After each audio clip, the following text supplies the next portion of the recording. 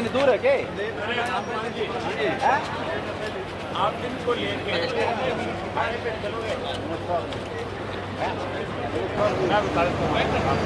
मैंने 4200 किलोमीटर से ज्यादा की पैदल यात्रा की। परिवर्तन यात्रा के नाम से हरियाणा के 90 विधानसभा क्षेत्र नापने का काम। मैंने खुद के लोगों से पूछा था कि 15 लाख आया कि नहीं आया। सबने एक ही बात कही कि एक नया पैसा भी नहीं दिया, केवल हमें बरगड़ाया गया। आप दोनों जिलों के कार्यकर्ता साथी बैठे हो, आपके किसी के गांव में 15 लाख मिले कि नहीं मिले? कई साथियों के हाथ नहीं हिलते, किसी के यहाँ नहीं आए। पढ़े लिखे नौजवान से वायदा किया 2 करोड़ को नौकरी और रोजगार देंगे हर साल। हर साल का मतलब 10 साल में 20 करोड़ नौकरी मिलनी चाहिए। हमारे देश की आबादी 144 करोड़ की है। अगर 20 करोड़ बच्चों को रोजगार मिलता है तो मान के चलो 100 करोड़ लोग जो है आप खुशहाल हो। मेरे से पहले आकाश आनंद जी बता रहे थे कि हाल में 80 करोड़ को जो है राशन के नाम पे बरकरार रही है भाजपा। 1000 रुपए का साल महीने का राशन देती है और ये कहकर के मजाक में डालती है कि हम ऐसे लोगों को राशन दे रहे हैं जो गरीब है, जो कमा करके नहीं खा सकते। अपमानित करते हैं। अगर रोजगार दिया होता, नौकरी दी होती तो आज देश खुशहाली की तरफ, तरक्की की तरफ बढ़ता। ना कि ये बात हमें सुनने को मिलती है। अगर हम किसी दूसरे मुल्क में जाते हैं, किसी राजनीतिक व्यक्ति के साथ बैठ करके बात करते हैं और जब हम गर्व के साथ ये कहते हैं कि हम दुनिया की तीसरी ताकत है, तो आगे से भागते राजनीतिक लोग इस बात को लेकर के हमारा मजाक भी उड़ाते हैं कि आप तीसरी ताकत बनने की बात करते हो।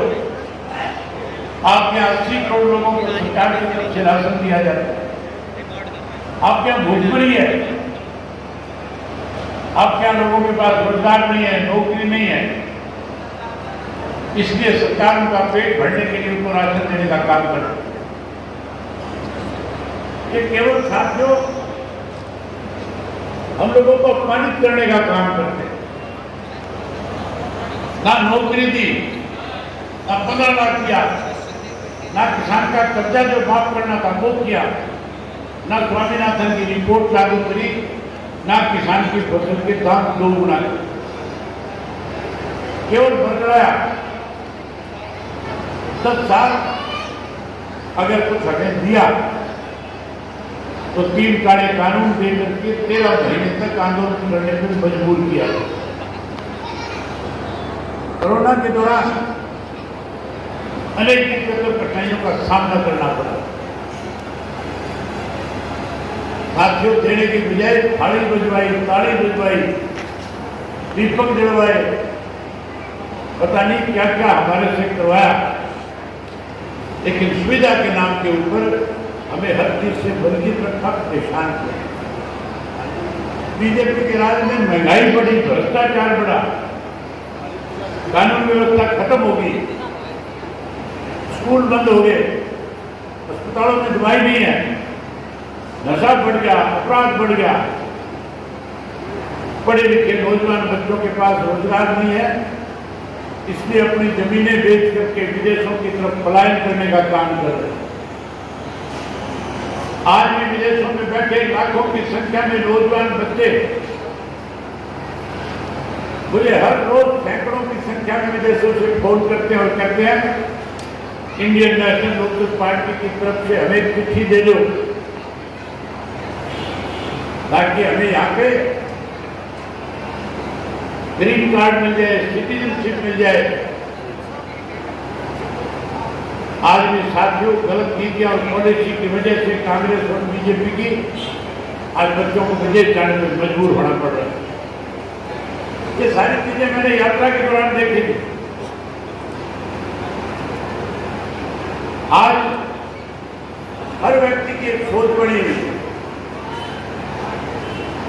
मेरे से पहले माधरा जी ने भी जिक्र किया था कि एक डिबेट चल रही थी। डिबेट में कांग्रेसी बैठे थे, भाजपा वाले बैठे थे, हम भी बैठे थे। और पता चली सरकार किसकी बनेगी।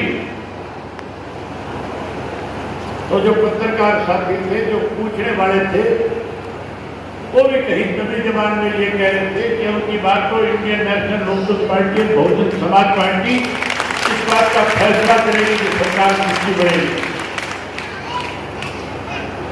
अगर साथियों, अगर आप लोगों ने हमारे ऊपर विश्वास किया, भरोसा किया, सरकार बनाई,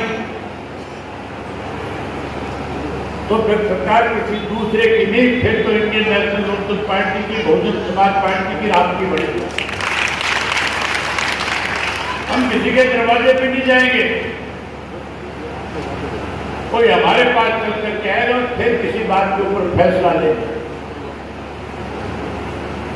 जहां साथियों आज जो हालात बने हुए हैं, जिस किस्म से लोग दुखी है, परेशान है, मैं इस समझौते के बाद सैकड़ों गांव में गया हूं, लोगों से मिला हूं, टेलीफोन पर संपर्क किया है, जाति तौर पर मिलकर के भी बात करी, पूछा कि लोगों की क्या मंशा है, लोग क्या कह रहे हैं।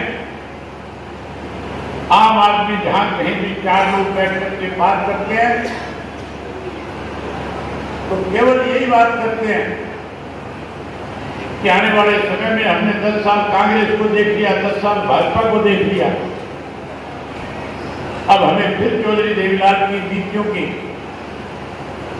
बहन मायावती जी के संघर्ष की, चौधरी ओम प्रकाश चौटाला के नेतृत्व की सरकार बनानी है।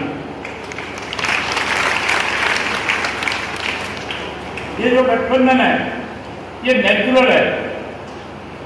ये गठबंधन कभी इस बात को लेकर के नहीं है कि हमने प्रदेश में सत्ता हासिल करनी है। इस गठबंधन के अपने मायने हैं। ये मजदूर और किसान का गठबंधन है। जिस मजदूर और किसान को लगातार कांग्रेस और भारतीय जनता पार्टी ने बांटने का काम किया, जिसने हमारे बीच में खाई पैदा करी, कभी हिंदू मुसलमान के नाम पे लड़ाया, कभी जाट और गैर जाट के नाम पे लड़ाया, कभी साथियों अगले और पिछड़े के नाम के ऊपर भी हरियाणा को बांटने की कोशिश की। ये गठबंधन नहीं, ये छत्तीस जात का भाईचारा है। और जब भाईचारा इकट्ठा हो जाता है तो फिर साथियों मान करके चलो, उसके सामने कोई ताकत टिक नहीं सकी, फिर भाईचारा आगे बढ़ जाता है। इन्होंने हमें तोड़ने की कोशिश करी है, हमने हरियाणा को जोड़ने का काम किया। आज हैरानी की बात है, भारतीय जनता पार्टी की सरकार प्रदेश में है, मुख्यमंत्री रोज नई नई घोषणाएं करता है। पिछले मुख्यमंत्री के बनाए हुए जो कानून है उनको खत्म करके नए काम किए जा रहे हैं। खुद इस बात पे बोर्ड लगा रहे हैं भारतीय जनता पार्टी के लोग कि हमने 10 वर्ष में बहुत गलत फैसले किए, जिसकी वजह से लोग परेशान हुए, अब हम फैसलों को बदलने का काम कर रहे हैं। भाजपा खुद मान रही है कि हमने 10 साल में हरियाणा प्रदेश को बर्बाद किया, खत्म किया, लूटा, अनेक घोटाले किए, हमने महंगाई बढ़ाई, भ्रष्टाचार बढ़ाया, कानून व्यवस्था खत्म कर दी। आज जिस किस्म के हालात है, हैरानी की बात है, कोई दिन ऐसा हरियाणा प्रदेश में नहीं है जिस दिन किसी ना किसी जिले के अंदर फिरौती के नाम पे व्यापारियों से पैसे ना दिए जा रहे। कोई जिला ऐसा नहीं है जिसके अंदर पैसे लेके मर्डर ना किए जा रहे। आज की घटना आपने नजर की है, अभी तो दोपहर के 3 बजे हैं। मैं जब आया था रेस्ट हाउस पे तब मुझे बताया गया कि अब तक 3 हत्याएं कर दी गई। कानून व्यवस्था है नहीं, किसी को किसी का डर नहीं है, क्योंकि सब ऐसे लोगों को सरकार की तरफ से संरक्षण दिया गया है। आप इंडियन नेशनल लोकदल पार्टी, बहुजन समाज पार्टी की सरकार बनाओ। ये बेखौफ बदमाश जो आज हरियाणा प्रदेश में घूम रहे हैं, या तो प्रदेश छोड़ करके भाग जाएंगे, और या फिर प्रदेश में सरकार बनने के बाद ही अपने आप को सरेंडर कर देंगे। कोई भी गलत काम हरियाणा प्रदेश में हो। हैरानी की बात है, कांग्रेस की तरफ से बड़े बड़े वायदे किए जाते हैं, कहा जाता है। आजकल एक यात्रा चला रखी है, हिसाब मांगो यात्रा। 9.5 साल तक कभी हिसाब नहीं मांगा। विधानसभा में एक दिन भी सरकार से नहीं पूछा कि आप बजट कहां खर्च कर रहे हो। हरियाणा प्रदेश के ऊपर 325 करोड़ का कर्जा क्यों है। कभी ये नहीं कहा कि हरियाणा प्रदेश के किसान को खाद नहीं मिल रहा, बीज नहीं मिल रहा, मुआवजा नहीं मिल रहा। कभी एक दिन इस कांग्रेस ने विधानसभा के अंदर भारतीय जनता पार्टी से ये नहीं कहा कि आपके राज्य में 13 महीने तक किसान को 3 काले कानूनों के खिलाफ लड़ाई लड़नी पड़ी, उसका जवाब दो। अब कहते हैं 10 साल का हिसाब मांग रहे हैं। Bahujan Samaj party, Indian National Lokdal party को सत्ता में जाओ, 20 साल का हिसाब मांगेंगे, 10 साल का कांग्रेस का हिसाब करेंगे और 10 साल का भाजपा का हिसाब मांगेंगे नहीं, हिसाब करेंगे। और ऐसा हिसाब करेंगे कि 3 पीढ़ियां याद रखेगी कि तुम लोगों ने 20 वर्ष में प्रदेश को कैसे निकाला। साथियों, आज तक इस प्रदेश में किसी ने किए हुए वायदे अगर पूरे किए, अगर किसी ने अपनी बात को सिरे चढ़ाया, तो उस शख्स का नाम चौधरी देवीलाल था। आप याद करो, सन 1987 को समस्त हरियाणा सम्मेलन जींद में हुआ था, और जींद के उस समस्त हरियाणा सम्मेलन के अंदर चौधरी देवीलाल ने 3 वायदे किए थे हरियाणा प्रदेश की जनता के साथ। 3 गारंटियां भी थी। पहली गारंटी थी कि सरकार बनने के बाद हर बुजुर्ग को सम्मान के रूप में 100 रुपया पेंशन देकर के उसका मान सम्मान बढ़ाऊंगा।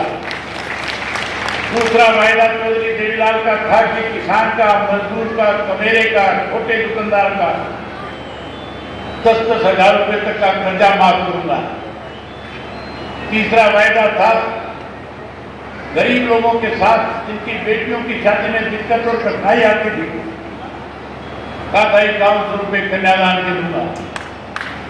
ये 3 वायदे किए थे। बंसीलाल मुख्यमंत्री का कहा करता था नहीं वायदे पूरे हो सकते, सरकारी खजाने से पैसा नहीं दिया जा सकता। ये भी कहता था चौधरी देवीलाल बहका रहे हैं। चौधरी देवीलाल ने कहा कि बहकाने की बात नहीं, सरकार बनने के बाद कानून बनाऊंगा और अपने प्रिंसिपल सेक्रेटरी को कहूंगा कैबिनेट की बैठक में लिख करके लेकर के आओ 100 रुपया माहवार पेंशन, 10,000 का कर्जा माफ, 5100 रुपया कन्यादान का, और नीचे दस्तखत कर दूंगा देवीलाल, और उसी दिन से कानून बन जाएगा। ये तीनों वायदे पूरे किए। कांग्रेस ने अपना मैनिफेस्टो कभी लागू नहीं किया। भाजपा ने लोगों को परेशान किया। बहुजन समाज पार्टी और इंडियन नेशनल लोकदल पार्टी का आपस में गठबंधन से पहले हमने विचार विमर्श किया कि हरियाणा प्रदेश में आज लोगों की जिस तरह से अनदेखी हो रही है, परेशानियां हैं, हमें उसके ऊपर एक अपना गारंटी पत्र देना चाहिए।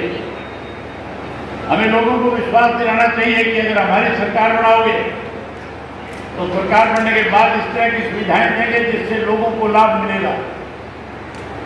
साथियों, पहले चौधरी देवीलाल ने वायदा पूरा किया, फिर चौधरी ओम प्रकाश चौटाला जी ने सरकार अपने द्वार कार्यक्रम के तहत करोड़ों करोड़ों रुपए विकास में खर्च किए थे। आप फिर से राज बनाओ। राज बनने के बाद बुढ़ापा पेंशन कोई 6,000 देने की बात करता है, कोई 5100 देने की बात करता है। ये पेंशन चौधरी देवीलाल ने बनाई थी। हम चौधरी देवीलाल जी की नीतियों को आगे बढ़ाएंगे और इस पेंशन को बढ़ा करके 7500 रुपया महीना करने का काम करेंगे। आज देश भर में कर्मचारियों की उम्र रिटायरमेंट के 58 वर्ष है। आज अगर कर्मचारी को 58 वर्ष की उम्र में पेंशन मिलती है तो फिर बुजुर्ग को 58 वर्ष की उम्र में क्यों नहीं पेंशन मिलनी चाहिए? इसलिए 58 वर्ष की उम्र में पेंशन देना शुरू कर देंगे। वहीं उसके साथ साथ कोई बिजली के 300 यूनिट फ्री देता है, कोई 200 यूनिट फ्री की बात करता है। हमारे वक्त में 2000 से 2005 में किसान के ट्यूबवेल की बिजली देश में सबसे कम पैसे में दी तो चौधरी ओम प्रकाश चौटाला ने देने का काम किया था। अब राज बढ़ाओ, हम डोमेस्टिक लाइट, घर की जो लाइट है उस बिजली को मुफ्त में देने का काम करें। मुझे प्रेस के लोगों ने पूछा मुफ्त कैसे दे दोगे? मैंने कहा मैं खुद उदाहरण इस बात का, मेरा अपना बिजली का बिल जो है तो 2.5 से 3 लाख रुपए महीने का आता था। मैंने कई लोगों से पूछा ये बिल कैसे कम हो सकता है? मुझे एक साथी ने बताया कि आजकल सोलर का जमाना है, आप सोलर सिस्टम क्यों नहीं लगाते? केंद्र की सरकार की तरफ से सब्सिडी है, सस्ता लग जाएगा। मैंने अप्लाई किया, सोलर लगाया। जहां साथियों 2.5-3 लाख रुपए बिल दिया करता था, तो 1 नया पैसा बिल का नहीं आता। बिजली का बिल खत्म हो गया। हमने बैठ करके फैसला किया कि 80% केंद्र की सरकार की तरफ से मिलता है, 20% अपना राज बनने के बाद अपनी सरकार की तरफ से देंगे। 2% फ्री करके हर घर के ऊपर सोलर के पैनल लगाएंगे ताकि बिजली हर घर को मुफ्त मिल जाए। जहां बिजली मुफ्त देंगे वहीं साथियों पानी की सुविधा सबसे ज्यादा वाटर वर्क्स अगर किसी ने बढ़ाई, किसी ने आरओ लगाए तो 2000 से 2005 में हमारी सरकार में लगे।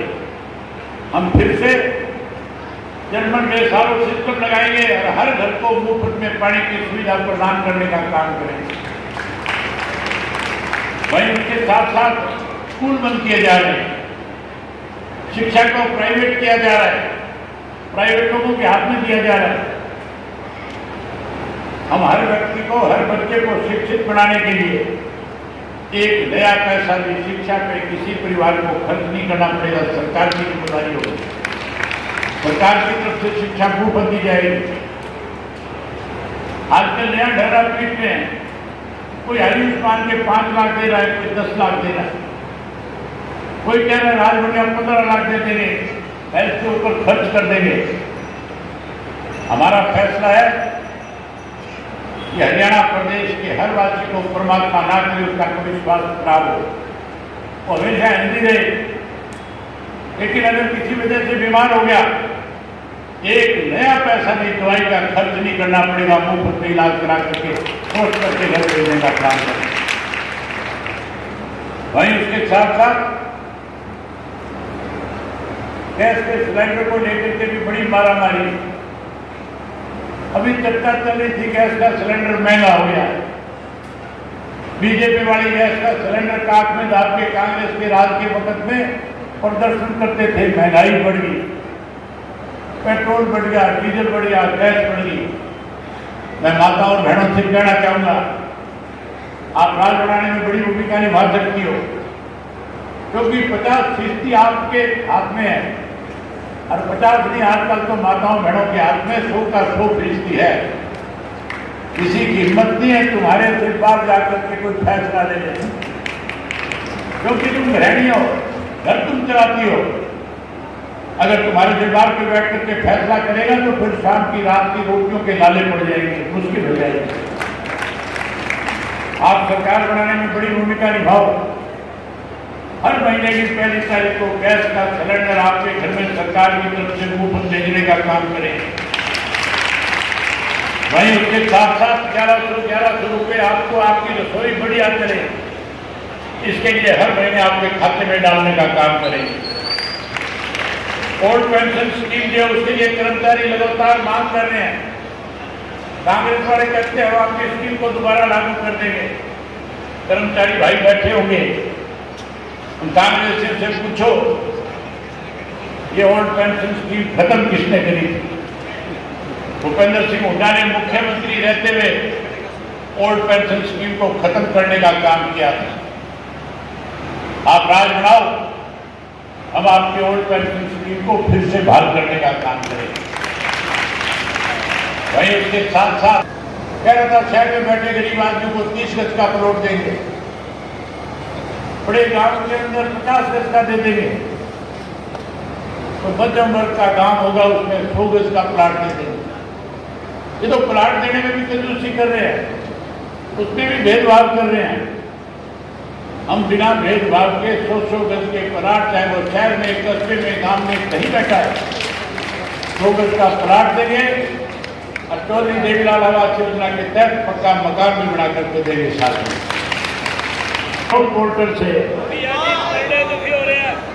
पोर्टल खत्म करना चाहते हो कि नहीं करना चाहते?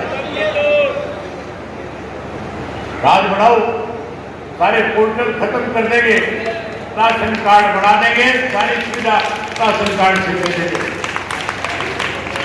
जिस मंडी में बैठे हैं, अभी मंडी के प्रधान आए थे, स्वागत करके गए थे। एक बात कहना चाहता हूं, हमारे वक्त में आरटी को 2.5% मिला करता था, अब फिक्स कर दिया। अब कहते हैं 42 रुपए देंगे। सरकार बनाओ, आड़त का सिस्टम पुराने वक्त में चौधरी ओम प्रकाश चौटाला के समय में था, उसे लागू कर देंगे। नहीं निकलती, कौशल रोजगार योजना के माध्यम से निकलती है। नौजवान खड़े हैं, एक नौकरी का फॉर्म भरते उसके लिए 1000 रुपया लगता है, कहीं 500 लगता है, कहीं 250 300 लगता है। अगर 10 नौकरी निकलती है, 10 के फॉर्म भरते हो तब 10,000 रुपये खर्च हो जाते हैं। रोजगार मिलता नहीं, नौकरी मिलती नहीं। हमारा फैसला है, हर घर में एक पढ़े लिखे नौजवान बच्चे को रोजगार और नौकरी देने का काम करेंगे। फॉर्म का एक नया पैसा नहीं लगेगा, फॉर्म की कोई फीस नहीं होगी। वही हर घर से पढ़े लिखे को रोजगार नौकरी देंगे, जो बेरोजगार रह जाएगा उसे चिंता करने की जरूरत नहीं। 21,000 रुपया बेरोजगारी भत्ता देकर के उसका मान सम्मान बढ़ाएंगे। साथियों, आशा वर्कर परेशान है, आंगनवाड़ी की वर्कर परेशान है, सफाई का कर्मचारी परेशान है। जो कच्चे कर्मचारी है, आज उनके सामने बहुत सी परेशानियां हैं। आशा वर्कर को, आंगनवाड़ी वर्कर को, सफाई कर्मचारी को भाजपा ने बड़े वायदे किए थे, पक्का करेंगे। पक्का करने की बजाय सड़कों पे आंदोलन करने में मजबूर कर दिया, लाठियां खाने पे मजबूर कर दिया। लंबे समय तक मैंने देखा आंगनवाड़ी आशा वर्कर सरकार के खिलाफ लड़ाई लड़ती रही, पहले जिला के हेडक्वार्टर पे, फिर चंडीगढ़ में जाकर के।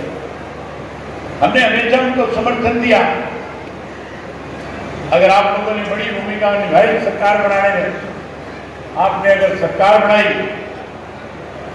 तो आशा वर्कर को भी, आंगनवाड़ी के वर्कर को भी और सफाई के कर्मचारी को पक्का करने का काम करें, इसे बरकरार रखेंगे, लेकिन अपनी अलग राजधानी बनाएंगे ताकि लोगों को चंडीगढ़ के धक्के ना खाने पड़े। हरियाणा की अलग राजधानी बनाएंगे, अलग हाईकोर्ट बनाएंगे। ये सारी चीजें तब संभव है जब आप सब साथी मिलकर के अगले 2 महीने लगातार लोगों के बीच में जाकर के लोगों का विश्वास और दिल जीतने का काम करें। दोनों पार्टी के कार्यकर्ता इकट्ठे कार्यक्रम बनाएं, एक एक व्यक्ति तक पहुंचने का काम करें, अपने बूथ को मजबूत करें, अपनी ताकत को बढ़ाने का काम करें।